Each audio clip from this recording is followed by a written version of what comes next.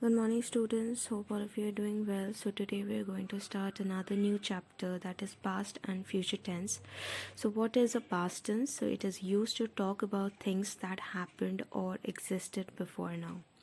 For example, I visited Berlin last week. So the sentence is written in past tense. We have used here the past tense of the word visit or the verb visit. Now, in simple past, while writing affirmative sentence, we first write the subject, then we add one verb with which we add ed, and then we add one object. For example, I washed the car yesterday. In negative sentence, first we write the subject, then did not, then verb space form, and then we write object or complement like they did not eat the vegetables. In interrogative sentence, while writing interrogative sentence in simple past, first we write did or didn't, then we add one subject, then best form of the verb, then we add object or complement like did you know the song or didn't you know his name. So now where do we use this simple past? When talking about an event that took place in the past. I visited Berlin last week. When we talk about history, like Akbar was a great king. When we narrate a story, like once upon a time there lived a king. Now coming to past continuous tense, now where we use it and what is it? It is used to denote a continuing action in the past. Like, they were waiting for the bus when the accident happened. So, were waiting is showing the past continuous tense. Okay. So, while writing past continuous affirmative sentence, what comes first? Subject. Then we add was or were. When the subject is singular, we use was, and when the subject is plural, we use were. Then we use one verb which should be in base form, then ing, then object or complement. Okay. For example, I was working at 4 a.m. So here I was the single subject, that is why I have used here was. So I was working at 4 a.m. While writing negative sentence, first we have to write subject, then was or weren't, then we have to add one verb which should be in base form, then ing, then we add object or complement like he wasn't or he was not writing an email when the phone rang. Then we have, when we are using simple past, means while writing past continuous interrogative sentence, first we will write was or wasn't or were or weren't, then we will add one subject, then base form of the verb plus ing plus object. Was she reading the novel? Okay. Where we use this simple, not simple, what is that? Past continuous tense. When we refer to an ongoing action in the past, like he was painting the door yesterday. Then when we refer to a longer duration of a past action, like she was suffering from the fever for a long time. Now coming to past perfect tense. Now what is it? So it refers to a time earlier than before now, and it is used to make it clear that one event happened before another in the past. So for example, by the time Carol got home, Danny had already cooked the dinner. So in perfect tense, we use had. Okay, and past participle means the third form of the verb, that is V3 form. So while writing affirmative sentence, we have to first write subject, then we have to add one had, then V3 form, that is past participle, then we have to add one object. Like for example, she had met him before the party. Then while writing negative past perfect sentence, first we have to write subject, then we have to add had, then not because of the negative, plus past participle, then we have to add one object, like I had not watched a cricket match on television before you came. So now, while writing interrogative sentence, okay, past perfect interrogative sentence, first we have to write had or had not or hadn't, plus subject plus V3 form of the verb plus object. Had you come to the program before? Now, where we use this past perfect? When we refer back to the first of the two actions in the remote past, like they had played hockey in that field before it started to rain. Now, past perfect continuous tense. Now, it shows an action that started in the past, continued up until another time in the past. Like, for example, you had been waiting there for more than 2 hours when she finally arrived. So, had been waiting shows that the sentence is in the past perfect continuous tense. So, while writing past perfect continuous affirmative sentence, we first have to write subject, then we have to add one had, then been, and then verb plus ing plus object. Like, you had been waiting there for more than 2 hours when she finally arrived. Now, while writing past perfect continuous negative sentence, we have to use subject first, then had, then we have to add one not, then been, then verb plus ing. You had not been waiting there for more than 2 hours when she finally arrived. So, the difference between past perfect and past perfect continuous tense is that you just have to add one been after had, okay, in past perfect continuous tense.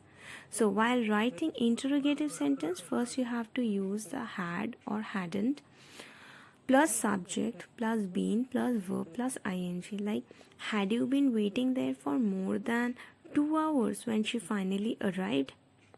Now, where we use this past perfect continuous tense, like duration of a past action, they had been flying for 8 hours before they finally reached New York.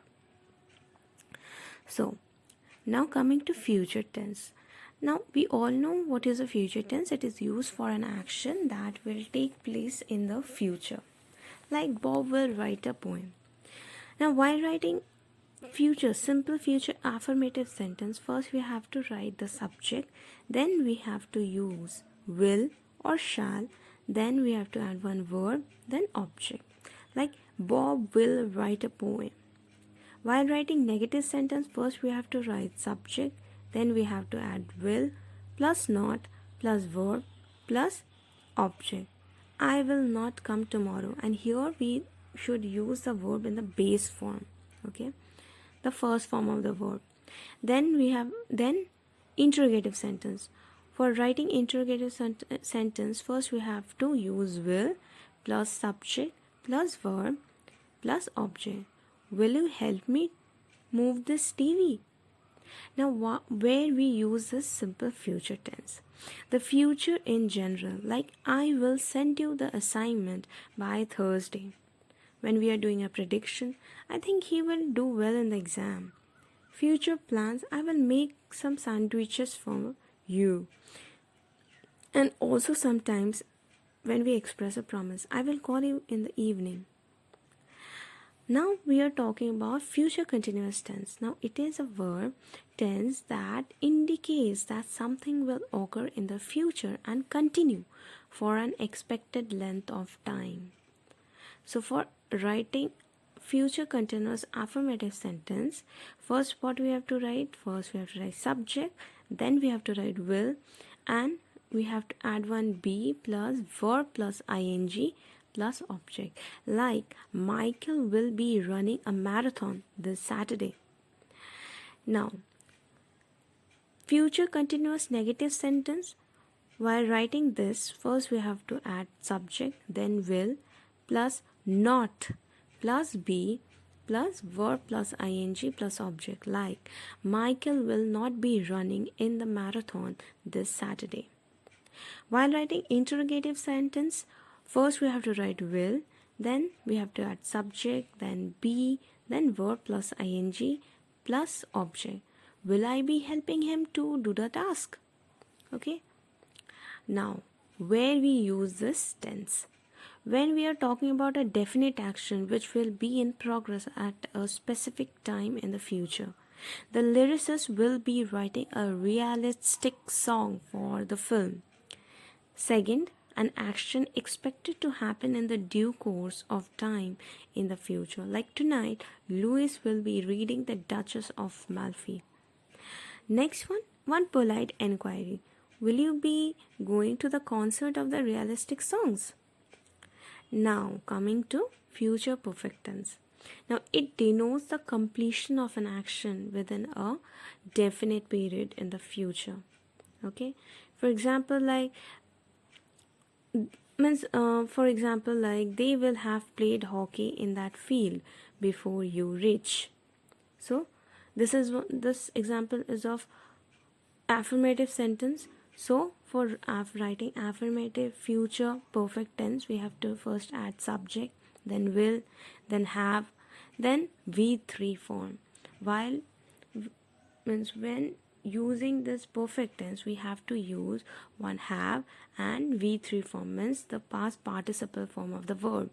Then we have to add object, like they will have played hockey in that field before you reach. While writing negative sentence, first we have to add subject, then will, then not, then one have, then we have to add V3, that is past participle form of verb. Then we have to add one object, like the snow will not have stopped by January. Okay. Now, interrogative sentence. So for writing interrogative sentence, first we have to write will, then subject, then we have to add have, then again V3, then object. Will you have gone to the concert of the realistic song before I come? Now, where we use the future perfect tense. When we denote the completion of an action within a definite period in the future, like they will have played soccer in that field before sunset. Deadlines, I will have completed my task by tomorrow.